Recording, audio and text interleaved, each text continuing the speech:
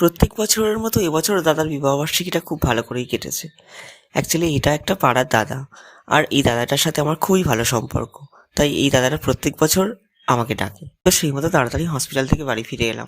এসে দেখি এখনও পুরোপুরি রেডি হয়নি, সবাই ডেকোরেট করা চলছে। তো সেই মতো আমিও এসে একটু একটু কাজ করছিলাম, এই টেবিলটাকে আমি সাজাচ্ছিলাম। আর এদিকে সবাই মিলে জিনিসটাকে কত সুন্দর করে সাজাচ্ছে, দেখো কি সুন্দর দেখতে লাগছে। বেলুন, তারপরে এই যে এই জিনিসগুলো দারুণ লাগছে দেখতে, ডেকোরেটটা। তারপর আমাদের বর্মশাই রেডি হয়ে চলে এসেছে, বর্মশাইয়ের কয়েকটা ছবি তোলা হলো। এরপরে এই টেবিলের উপরে এই ফুলগুলো কেটে কেটে রাখছিলাম, কারণ এর উপরে ওই আর কি একটা কেক, ওটা ডেকোরেট করা হবে, সেই কারণে ফুলগুলো আর কি কুচ্ছিলাম। এই যে কেকটা, কি সুন্দর দেখতে কেকটা, এত বড় আর এত সুন্দর দেখতে ছিল না কেকটা, মানে খাবো না দেখবো জাস্ট খালি, দারুণ দেখতে ছিল। আর তার উপরে দুজনের নাম লেখা, খুব সুন্দর কেকটা। আমি অনেক রকম অ্যাঙ্গেল থেকে খালি কেকটারই ছবি তুলছিলাম আর ভিডিও করছিলাম।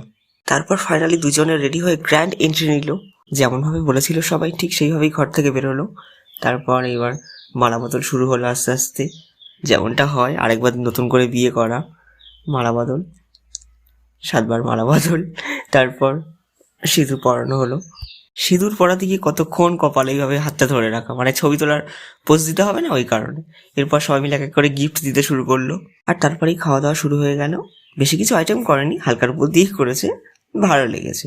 প্রথমে ছিল ভাত, তারপরে এলো সবজি ডাল, সবজি ডালের পরে মাছের তরকারি, আর তারপর ওই চিকেন, এটা দেশি মুরগি ছিল। আর সবশেষে ওই কেকটাকে কেটে সবাইকে একটু একটু করে দিচ্ছিল।